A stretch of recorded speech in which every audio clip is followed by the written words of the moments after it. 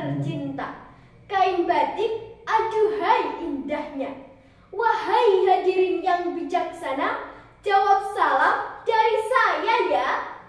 Assalamualaikum warahmatullahi wabarakatuh. Hamdan wa syukran lillah, salatan wa salaman ala rasulillah, la nabiyya ba'da. Bersyukur kita kepada Allah dengan mengucapkan Alhamdulillahirabbil alamin. Allah memberi kita kesehatan sehingga kita bisa menjalankan semua aktivitas ini. Salawat beriring salam semoga tetap tercurahkan kepada junjungan kita Nabi Muhammad sallallahu alaihi wasallam. Dewan juri yang saya hormati serta teman-teman yang berbahagia. Indonesia merupakan negara kepulauan yang sangat luas, terbentang dari Sabang sampai Merauke, terdiri dari 17.000 pulau yang masing-masing memiliki adat istiadat, tradisi, dan seni budaya yang berbeda-beda. Aceh dengan tari saman dan kain tenunnya, Ponorogo dengan tari reog dan kain batiknya, merupakan sedikit dari banyaknya keberagaman yang ada di Indonesia. Oleh karena itu, pada kesempatan kali ini, izinkanlah saya menyampaikan pidato dengan judul Batik Ponorogo. Berbicara tentang batik, batik merupakan salah satu kebudayaan Indonesia yang melegenda. Termasuk di Ponorogo ini, yaitu lebih dikenal dengan batik bercorak khas Merak dan reog. Perkembangan batik di Ponorogo tak lepas dari riwayat Bathara Katong.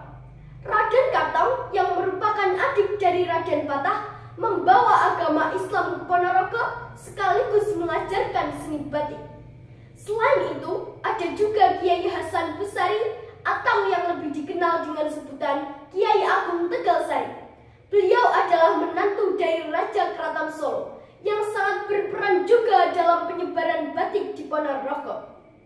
Hadirin yang berbahagia, antara tahun 1960 sampai dengan 1980, Kota Ponorogo memiliki 750 pembatik. Hal ini menunjukkan bahwa Ponorogo dulu merupakan salah satu kota yang pernah menjadi bukti sejarah perbatikan di Indonesia. Tetapi hadirin, pada akhir tahun 1980-an, ketika masuk batik printing, mulai saat itu kondisi batik di Ponorogo mengalami penurunan. Dan mulai tahun 2000-an hingga kini, pengusaha batik di Ponorogo mulai berusaha untuk bangkit lagi. Teman-teman yang berbahagia, batik Ponorogo terbagi menjadi dua jenis. Ada yang tahu? Yaitu batik klasik Ponorogo dan batik kontemporer Ponorogo. Batik klasik memiliki warna yang cenderung gelap dengan motif flora dan fauna. Motif merak yang diilhami dari kesenian reog menjadi ikon di Ponorogo. Motifnya antara lain merak tarung, merak romantis, dan batik reog. Tidak hanya batik tulis, tetapi juga ada batik cap. Sedangkan batik kontemporer memiliki motif yang abstrak, sehingga tidak bisa ditiru.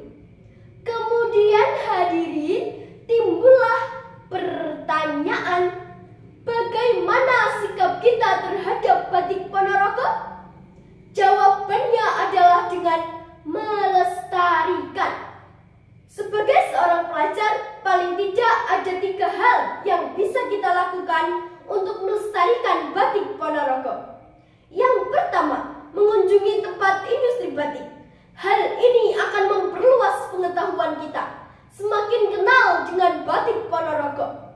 Seperti kata pepatah, tak kenal maka tak sayang.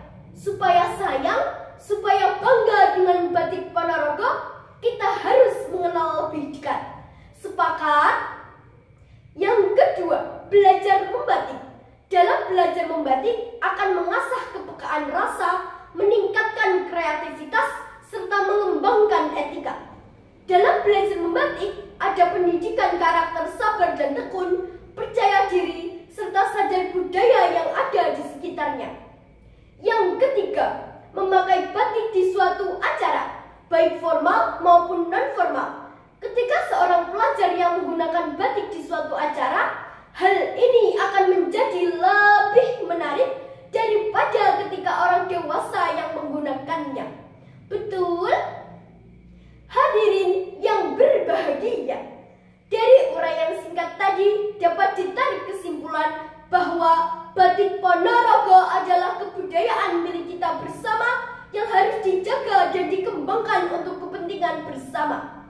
Jadi, perlu adanya kerjasama antara pemerintah, masyarakat Ponorogo, serta pihak yang terlibat lainnya untuk mengangkat kembali batik Ponorogo agar dapat eksis dan menjadi tren model untuk semua kalangan.